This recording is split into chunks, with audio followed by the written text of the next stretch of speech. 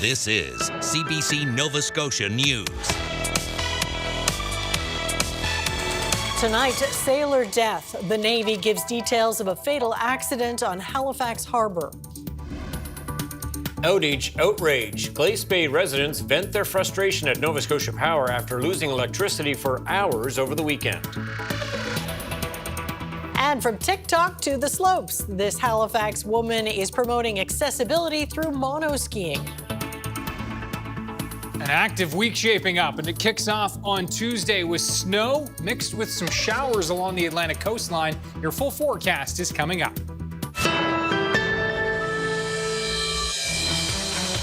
Good evening. We begin with the latest on the death of a Navy sailor in the Halifax Harbour on Friday. The Royal Canadian Navy says 38-year-old Gregory Applin, a crew member with HMCS Montreal, died when the boat he was on capsized while on a training exercise. As the CBC's Luke Ettinger reports, details about what caused the capsize remain under investigation. Gregory Applin served in the Royal Canadian Navy for 19 years, most recently being deployed to the Indo-Pacific. The weapons and engineering technician died after a boat he was on capsized on Friday around 10 p.m. At this time, the family of Gregory Applin is experiencing a painful loss. The ship and those closest to Petty Officer Applin, the fleet, and the entire Navy are impacted by this tragic event. We are all of us profoundly saddened by the loss of Gregory. Applin was on a rigid hull inflatable boat with another sailor who was also taken to hospital and has since been released. That individual is the one who made a 911 call from a cell phone. Officials with the Royal Canadian Navy say there was a radio on board the vessel, but it was inaccessible while capsized. Crews from the HMCS Montreal were supposed to be conducting the exercise all weekend. That was curtailed by the incident, and the next HMCS Montreal deployment has also been delayed. The cause of the incident is being investigated by military police, but at this time remains unknown. Officials with the Royal Canadian Navy say it happened during relatively calm conditions with a sea state of 1 and winds between 5 and 10 knots. Luke Ettinger, CBC News, Halifax. Friends and family are mourning the loss this week of Ron Dunphy. Dunphy died on Friday after fire destroyed his home in Dartmouth, a home he shared with his partner. As Preston Mulligan tells us, Dunphy's brother says he played a pivotal role in the early days of the Pride movement in Halifax.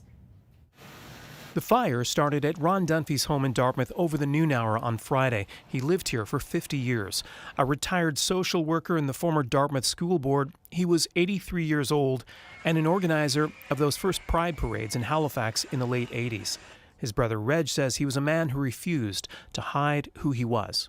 I was late coming out. I was in my 40s when I came out as a gay person, and so he gave me that confidence to express myself, and don't let people make you feel bad because of who you are.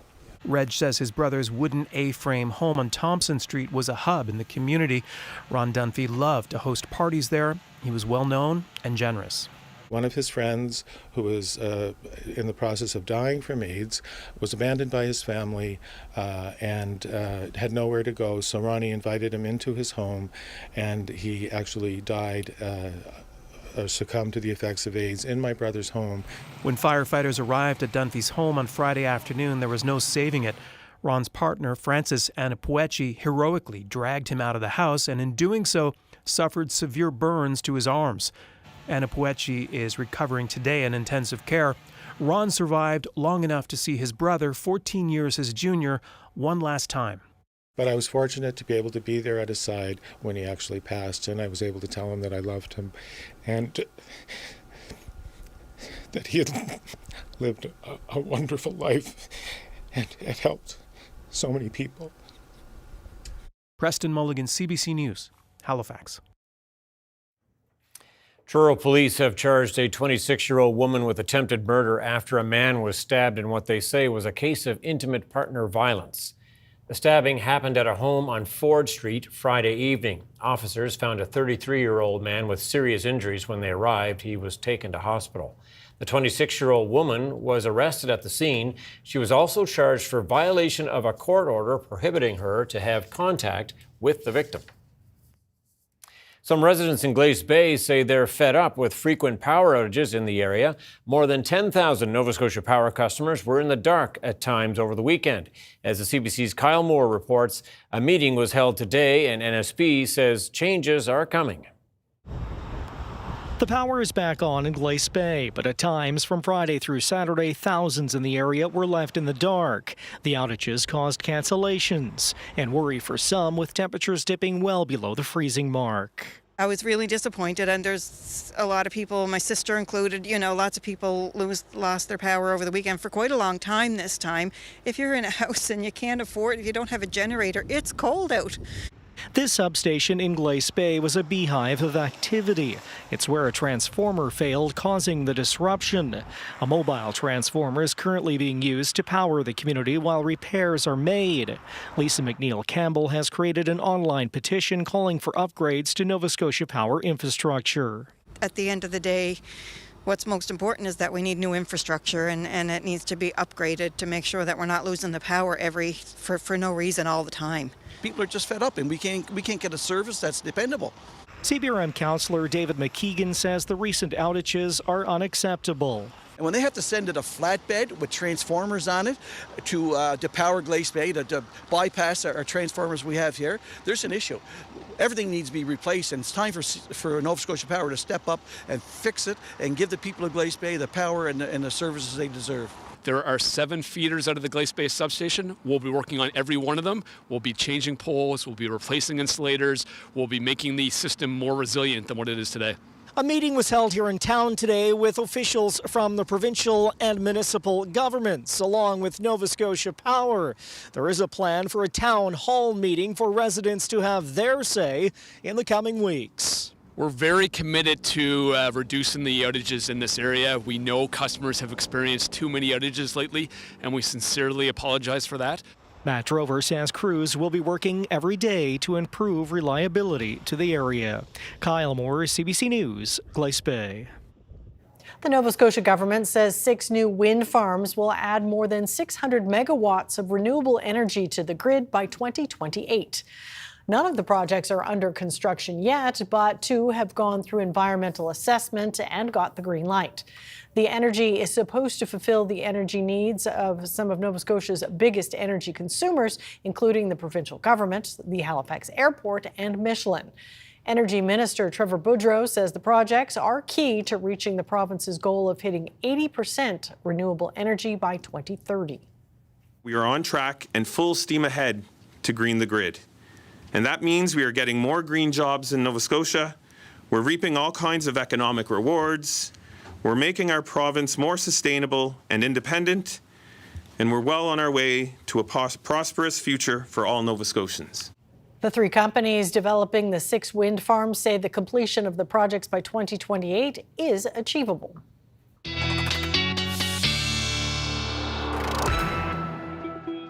And now with your first look at the weather forecast, here's Ryan Snoddon. And Ryan, you're talking about some snow coming our way. Yeah, snow rolling in through the day on Tuesday. So a heads up on that is it will be impacting the drive for northern areas on Tuesday morning and then Tuesday afternoon. We're all going to get into the mix here as the snow spreads in. Now, this is going to be mixed with rain along the Atlantic coastline, including the Halifax area and into the Northumberland shore. That's why these areas we're likely to see 5 centimeters or less. Cape Breton Highlands will see a bit more, 5 to 10 centimeters, maybe some pockets of 15. And yes, 5 to 10 centimeters from Yarmouth up through the valley into the Colchester-Cumberland area and into Truro as well. Timing of all this, it works in Tuesday morning. You can see that snow beginning in the northwest and then spreads in throughout Tuesday morning and into the afternoon. There's that mixing in through the Atlantic coastline and into the east. And on the other side of this front, temperatures are really going to drop Tuesday night, Wednesday morning. Very, very chilly. And then we've got our second system to watch this week. This one will track to our south with accumulating snow on its northern edge. We'll talk all about that with your 7-day forecast coming up. Tom and Amy. Busy week. Accumulating snow. Stay tuned. All right. Thanks, Ryan. Thank you. Well, the federal government says it will conduct an audit of the Northumberland ferry service. This news comes as the replacement ferry, the MV Northumberland, arrived in port in Pictou Sunday afternoon. That ferry will replace the MV Holiday Island. That ferry had to be scrapped after a fire on board in the summer of 2022. The other ferry on the service, the MV Confederation, was out of commission for 3 months last year after colliding with the wharf. Transport Canada says the audit is a result of the, quote, unfortunate prolonged interruptions to service. The MV Northumberland will stay in Pictou for some refit work before taking passengers this spring. After almost 2 years without a new contract, Crown attorneys in Nova Scotia have agreed to a new deal with the provincial government. The Nova Scotia Crown Attorneys Association represents 126 lawyers. The new contract is backdated to April of 2023, and it will run for 2 more years. It includes a 10.5% pay increase over those 4 years, as well as a number of job classification changes. A Halifax woman is spreading the message about accessibility in sports by sharing her journey learning to monoski on social media. With over 2 million likes on TikTok, her reach is far, and she's motivating others to get involved in adaptive skiing along the way. The CBC's Selena Alders met up with her at the hill, and they hit the slopes.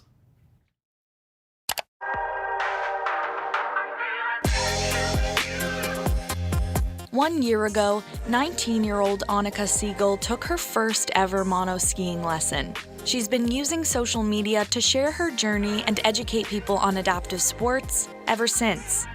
How do I use a chairlift as a monoskier? That's a super common question that I get asked. Siegel is demonstrating how the sport works to her more than 10,000 followers from around the world, driving home the importance of accessibility on the hill. I've been working on this no hands, no outrigger skiing, which is difficult, but it's been clicking. So a monoski is basically a sit ski with one ski on the bottom. It has a bucket on it, so that's where you sit. A bunch of straps, which is how you kind of lock yourself in, kind of like a boot buckle on your ski boot. And then it has suspension, which you can see down there with a shock on it. Well, do you want to go try it out? Absolutely, let's go. All right, let's do it.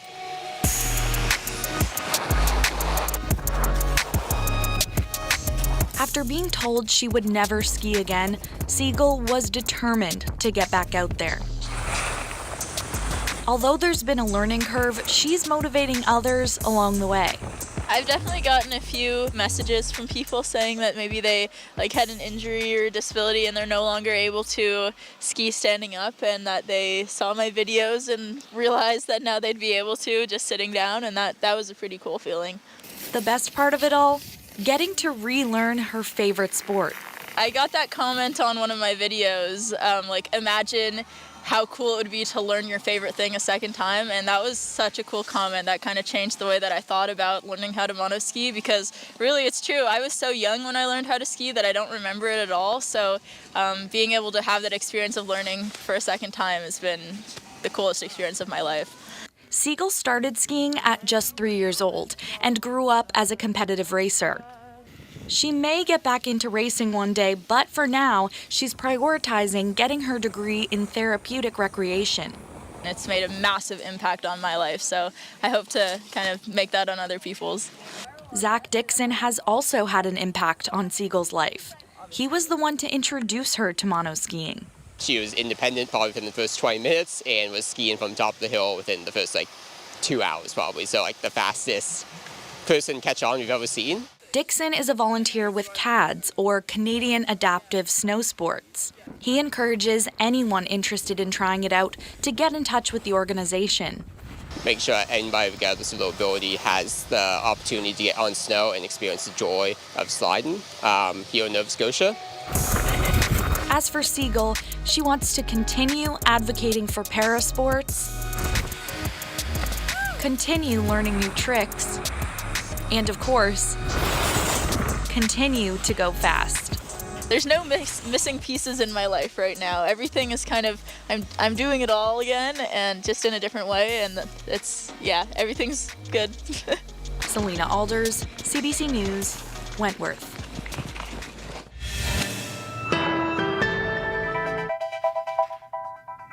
There's a snowy scene for us. Ryan is up next with the weather forecast, and he's got snow in the forecast. We'll see you in just a few minutes.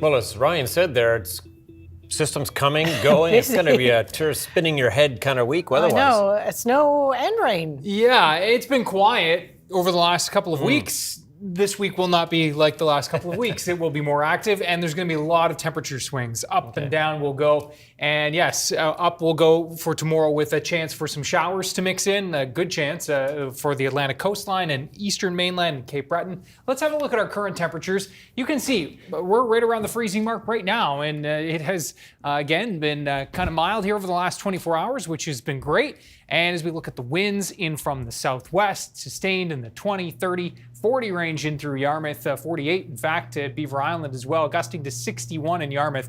That's the kind of night it will be. It will gust 40, 50, and 60 kilometers per hour from the southwest.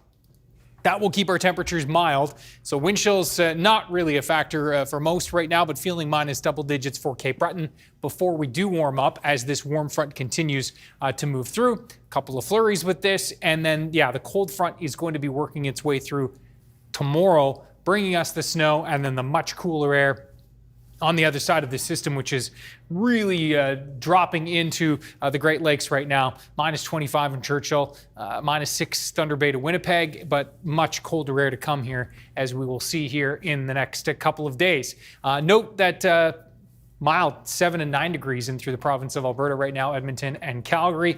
Tonight, temperatures balmy compared to where we have been the last couple of weeks. We're going to be seeing temperatures generally 0 to -2, maybe even remaining on the plus side here down towards the Tri-County area. And those winds again gusting 50 to 60 kilometers per hour. Let's time it out with your hour by hour. Note that snow is going to work its way in for tomorrow morning. Amherst and down through Cumberland County, likely seeing that snow for the morning commute almost certainly from the get-go. Moving in throughout the morning commute for the valley down towards Yarmouth and Hants County and Colchester County, and then moving in for the rest of the province throughout the morning into the early afternoon. And there's that mixing we talked about. Atlantic, Halifax, Cape Breton, minus the Highlands. And then we're looking at that snow to continue to push throughout the afternoon. As we see those temperatures drop, we are going to be seeing that change back over to flurries and back over to snow through Tuesday afternoon. Tuesday evening, the temperatures will have fallen dramatically very quickly on the backside of that system. So do watch for some icy conditions developing. Now, Tuesday, you can see in terms of the snowfall, the best chance of 5 to 10 centimeters are going to be where we remain snow or mostly snow. Northwestern parts of the province and into Inverness County. Along the Atlantic coastline, back towards Pictou and Antigonish counties, 5 centimeters or less.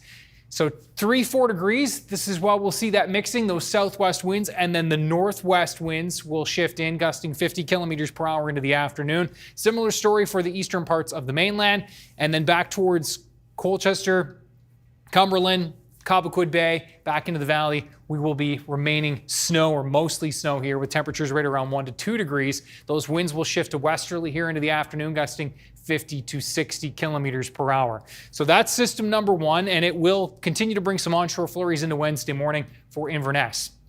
Now, Wednesday, our next system starts to approach. We'll see snow tracking in throughout the afternoon. It appears it will arrive in time for the commute home on Wednesday in the metro area.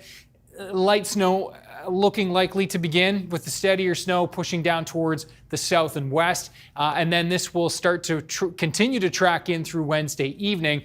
Note that temperatures are going to be in that -4 to -6 range on Wednesday, and then even cooler on the northern edge of the system as it departs Wednesday night into Thursday. This is why I'm thinking this will be a little on the fluffier side than some of those mixed events we see, certainly. And then that colder air is going to be charging in on the other side. Now, it does look like, as I mentioned earlier, about a 5 to 10 centimeter shot from that system there, but perhaps as much as 15 centimeters, not out of the question by the time we finish up on Thursday. Another system Friday night on the menu as well. Tom and Amy, a quieter weekend, lots to talk about this week. Stay tuned. You bet. All right. Thanks, Ryan. Thanks, Ryan.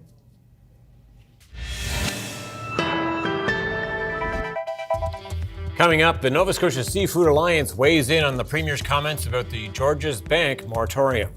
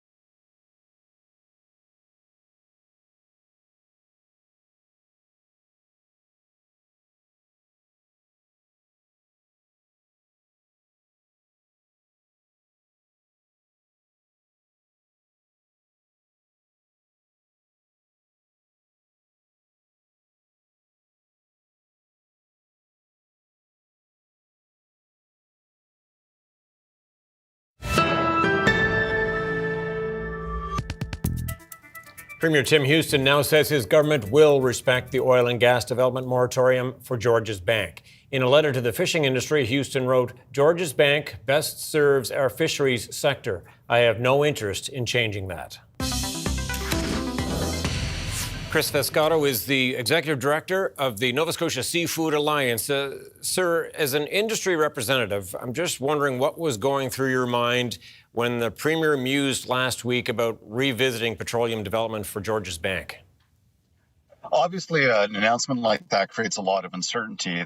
Really, we are aware that we went through the recent review back in 2021, which led to the 10-year moratorium being put in place in 2022, and that was carried through in the recent revisions of the Accord Act. So really just created that question of the what and the why. Thankfully, we were able to get that clarification over the weekend.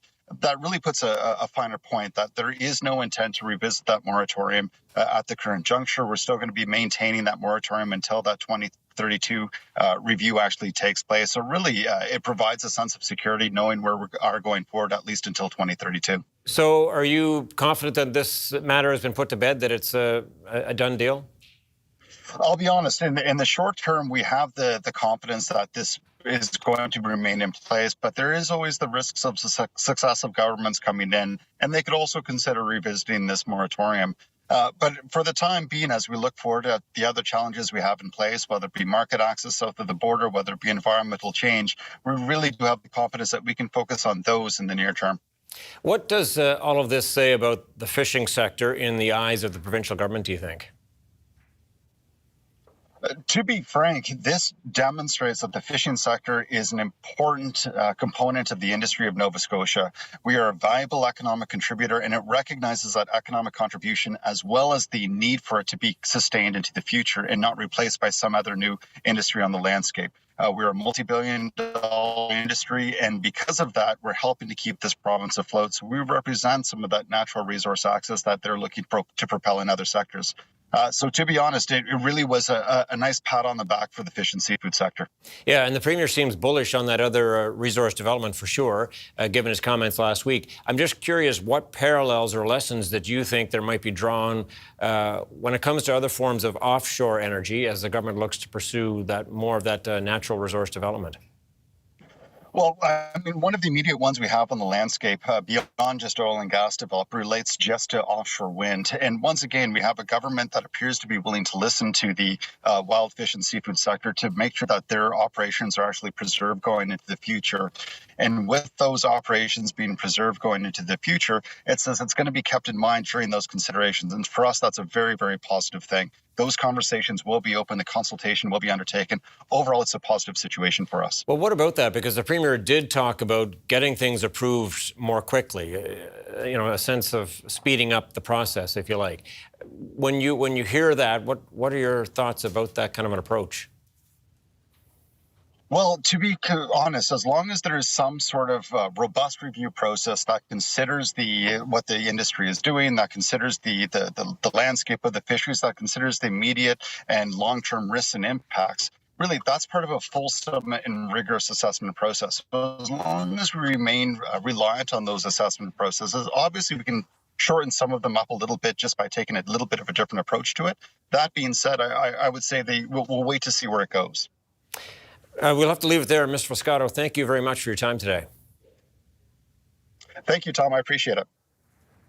Staying on the ocean, St. Mary's University has been awarded a contract to gather, store, and reanalyze samples of North Atlantic right whale DNA. The database has the full genetic profile of at least 700 right whales, of which only 40% are alive today.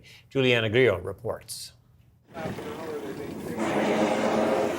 Researchers have been using DNA samples to track right whale populations since the late 1980s. With fewer than 400 left of them, it is one of the most critically endangered species in Canadian waters.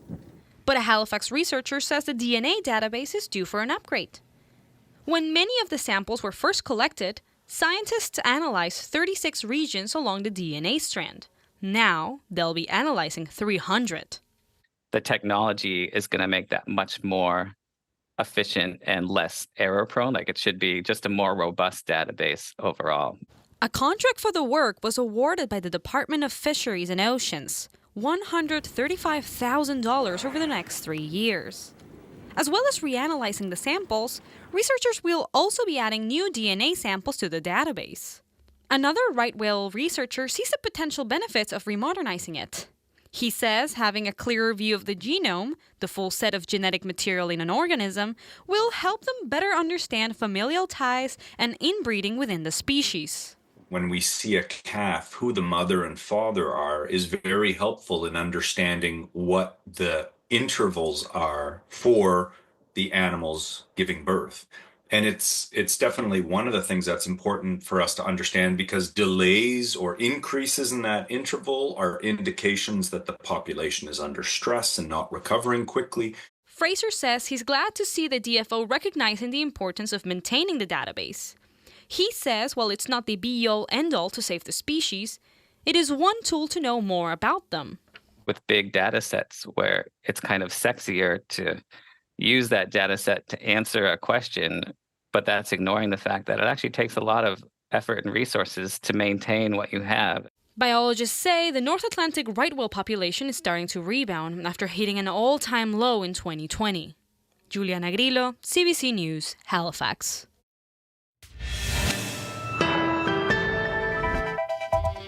Coming up, Holocaust survivors and world leaders gathered to mark the 80th anniversary of the liberation of Auschwitz. And after being displaced for more than a year, tens of thousands of Palestinians are returning to North Gaza.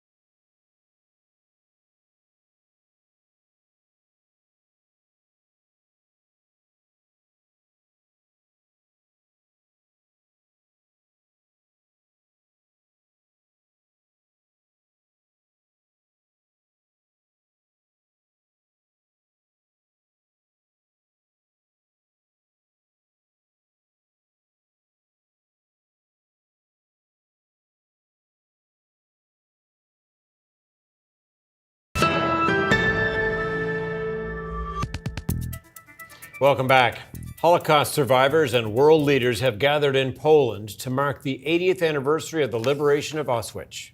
The Nazis murdered more than 1 million people, mostly Jews, at the concentration camp during the Second World War. Evan Dyer has more on the somber memorial. 80 years after liberation, the ranks of the survivors are thinner. And there's a sense that this will be the last major anniversary with any significant presence of people who survived Auschwitz. People like Miriam Siegler, seen here on the day of liberation, who traveled to Poland from her home in Toronto. I had a terrible day on Saturday going back to Auschwitz, seeing where I was separated from my family, from my mother and father and my aunt. These grounds were the site of the largest Nazi concentration and extermination camp. Over nearly 4 years, more than 1 million men, women, and children, the majority Jewish, were murdered here. I had to honor the people that had died there, that had no families. And the same, my family perished there. And to me, God left me. He left me for a reason. That's the way I feel. The Soviet Red Army lost over 200 men killed in the battle to liberate the camp. The Russians were once honored guests at these events. The return of war to this region, with the Russian invasion of Ukraine nearly 3 years ago, led the Auschwitz-Birkenau Foundation to ban Vladimir Putin from this site. But Volodymyr Zelensky, the Jewish president of neighboring Ukraine, whose own family lost members in the Holocaust, traveled secretly to be here, among more than 30 heads of state and government. The message of never again, some said, felt particularly urgent. Dr. Leon Weintraub, who survived Auschwitz but lost his mother, said he was grieved to see the rise of a new far right and appealed to his audience to take seriously what the enemies of democracy preach. They really seek to implement those slogans, he warned. That's why many survivors say they feel a need to keep talking and teaching about what happened here. If you don't nip them in the buds at the start when this happens, it's going to spread as we see now it is spreading. It's a curse. 50 survivors attended this commemoration compared to more than 300 a decade ago. Those who cheated death at this extermination camp are now approaching the end of their natural lives. And the message they sent today was, don't forget what happened here. Evan Dyer, CBC News at Auschwitz-Birkenau. Ceremonies across Canada are marking this Holocaust Remembrance Day in memory of the 6 million victims, and survivors living in Canada are sharing their stories to highlight why it's important to remember the horrors of the past. Sarah Levitt has more. I think every survivor's duty is to do that. The duty, George Reinitz says, to tell their story. The Holocaust survivor was just 12 years old when his family was taken to Auschwitz. Separated from his mother and sister on the first day, he never saw them again. His father, also murdered.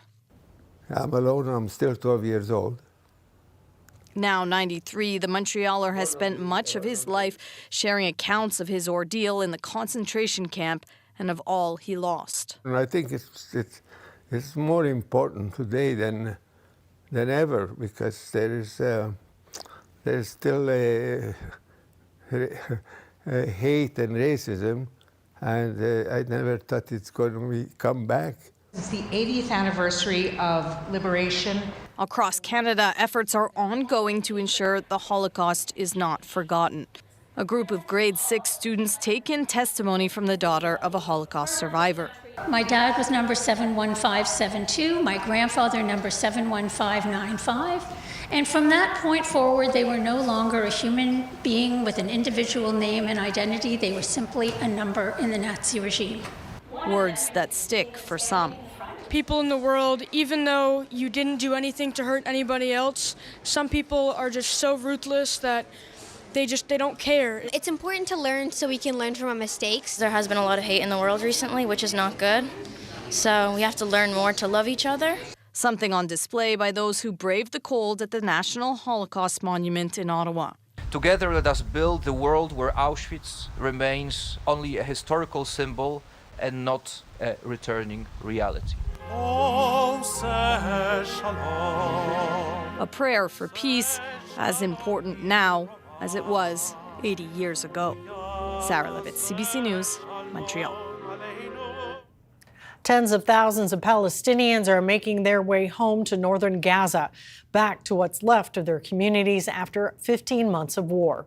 Israel opened the key route to the north after a hostage dispute with Hamas was resolved, and the ceasefire deal between Israel and Hamas remains in place. The CBC's Chris Brown has the latest from Jerusalem. In one of the most significant developments of this tenuous ceasefire, Israel removed barricades and hundreds of thousands of uprooted Palestinians streamed into Gaza's north. Sarah Reddy said it was an indescribable feeling of happiness mixed with sadness as she brought along a cat she couldn't leave behind, hoping for a new beginning. Along the way, there were emotional reunions of those who stayed behind, reconnecting with others who fled after more than a year. Those fortunate to have transportation were searched by private security guards for weapons at checkpoints before being allowed through. I'm excited, said Faraz Maqdad, even though I've lost people and my home in the war. Northern Gaza communities such as Jabalia and Gaza City suffered some of the worst destruction. 3/4 of the buildings are rubble, so many people will simply go from sleeping in a tent in the south to another in the north. But coming a day after Donald Trump publicly mused about cleaning out Gaza of Palestinians and moving them to neighboring countries, some said it demonstrated resilience. Ahmed Shakara said, "It's our land, it's where we were born, it's where we were raised." Hamas remains in control, though, and there was video of its fighters welcoming people back. Some business people, isn't it? This Israeli military historian says unless the militant group is replaced, Gaza has no future.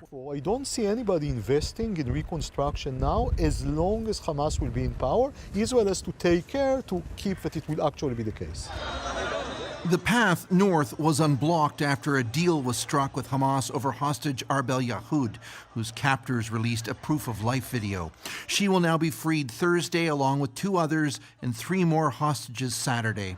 Many fear the ceasefire won't last long enough to return all the captives, as some families in this first round received upsetting news. 25 of our hostages are alive and 8 have been killed by Hamas. Who is dead and who is alive has not been made public, creating agonizing moments of hope and dread in the coming days.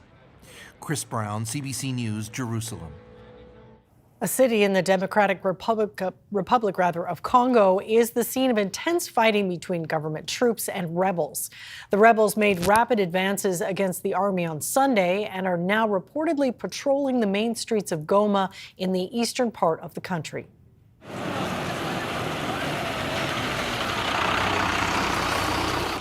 These are scenes from the border post between Goma and neighboring Rwanda. Hundreds of displaced people are fleeing the city by foot. In the past 4 years, the rebels have taken control of large parts of the Democratic Republic of Congo. The Congolese government has accused Rwanda of sending its troops over the border to support the rebels. Rwanda, in turn, has accused Congolese authorities of supporting militias trying to topple the Rwandan government. After a weekend showdown with the Trump administration, including a threat of punishing tariffs, Colombia says it will accept American military flights carrying deported migrants.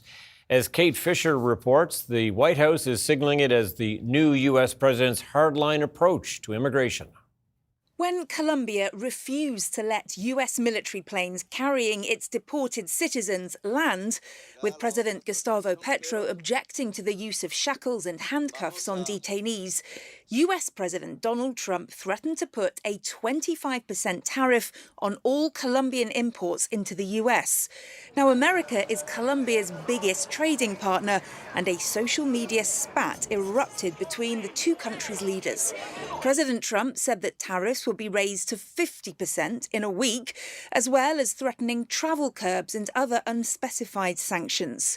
As Colombia agreed to back down, the White House claimed a victory for the Trump administration's uncompromising immigration policies, saying, "Today's events make clear to the world that America is respected again." At the same time, the Trump administration launched sweeping immigration raids in cities across the US. Nearly 1,000 people were arrested, according to Immigration and Customs Enforcement. White House border czar Tom Homan said that this was just the beginning. Right now it's concentrating public safety threats, national security threats. That's a smaller population. So we're going to do this on priority base, as President Trump's promised, but as that aperture opens, there'll be more arrests nationwide. The message needs to be clear. There's consequences for entering the country illegally. But there was huge concern about the raids in Democratic-run cities like Chicago. They're going after people who are law-abiding, who are holding down jobs, who have families here, who may have been here for a decade or 2 decades, and they're often our neighbors and our friends. The weekend's events have shown how far President Trump is prepared to go to implement his campaign promises, and it's demonstrated to other countries the price of resisting migrant repatriations. Kate Fisher for CBC News, Washington. Hundreds of Rogers customers say they're facing uneven pricing. They're frustrated by what they see as unexpected hikes in their monthly bills. And some say even trying to dispute the charges shows unequal treatment. Erica Johnson has this Go Public investigation. Okay, I'll have to phone them about that. When Sharon Vincent saw a price hike on her Rogers bill just a month after signing a 2-year contract, with Rogers Xfinity, she called the telco provider to dispute the extra $21 in charges. I wasn't able to get anything. As Go Public has reported, last fall, Rogers raised the price of TV box rentals, allowed to hike prices thanks to a contract clause Vincent says wasn't explained. I don't understand why they would do that. It's a money grab. We heard from hundreds of angry Rogers customers who felt misled over the price hike. Now there's new grounds for outrage. Some got their bills lowered when they called to complain, but others, no luck.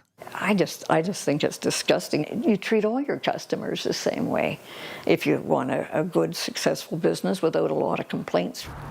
This MP says he's hearing complaints, too, from constituents, people who just don't have the time to do battle with Rogers. It can be used against you as a consumer because you don't get the same benefits that other people that have those skill sets or have that experience or have that time will get. Frustrating, he says, because big telcos like Rogers have received hundreds of millions from government over the past decade. So we're being abused by our own product. Even before the price hike, Rogers customers were fed up with their bills. A recent report from the telco mediator shows that complaints about billing issues jumped over the past year, up 103%. A spokesperson for Rogers wouldn't comment on why some customers get a break and others don't, but said the company works with customers to meet their needs and budget. After we contacted Rogers about Sharon Vincent's case, she called her telecom provider again. Says this time a customer service rep could miraculously knock $18 off her bill. Erica Johnson, CBC News, Vancouver. New research shows that getting stronger and healthier before surgery can benefit both patients and the healthcare system. CBC's Mike Crawley explains. Okay, let's do 2 more.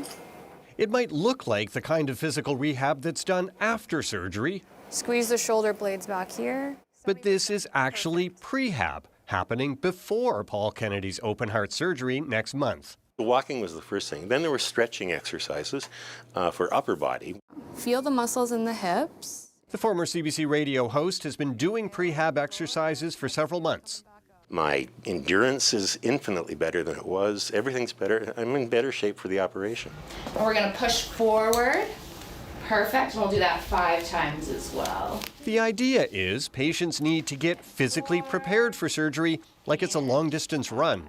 So having surgery is stressful on your body, and I don't know anybody who'd decide to go out next weekend, run a half marathon without doing any prep.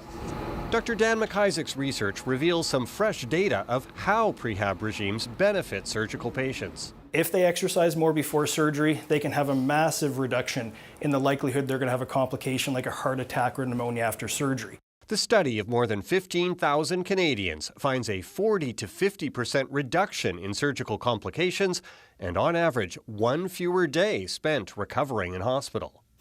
Trends that are good not just for patients, but also for the health system.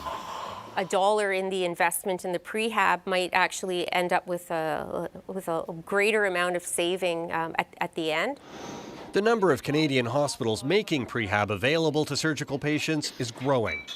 We're trying to target those who are most likely to benefit, and those tend to be those who are frail or have a complex surgery with a high risk of complication. The next step in research, figuring out which prehab programs bring the greatest benefit. Mike Crawley, CBC News, Toronto. Stock markets in Canada and the U.S. slid today, led by deep losses in tech after investors were rattled by news of a Chinese AI startup. Here's a look at the numbers as we head to break.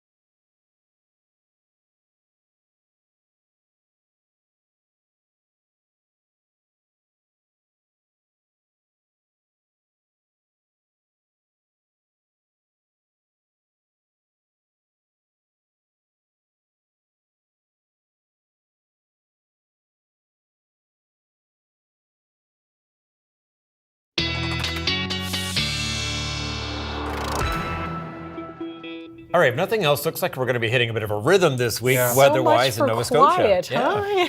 Yeah, we've been waiting for it, right? We knew the other shoe was going to drop, so to speak. Sounds like two shoes, though. Yeah, one after the other. Yeah, and so an active week, temperatures staying chilly, which is good news. I know there is going to be some warm-ups, but likely not enough to disrupt what has become a pretty good winter season for backyard rinks. And that leads us to our viewer picture of the day, both handmade and Mother Nature made, as you can see here from Harrietsfield, and have a look at this. Yeah, that's impressive. Very nice. That's a big surface. Yeah. Hard work for sure to get that all scraped off, Yeah, but sure. worth it in the end. Elizabeth, thank you so much for sharing this. Ryan's picks at cbc.ca.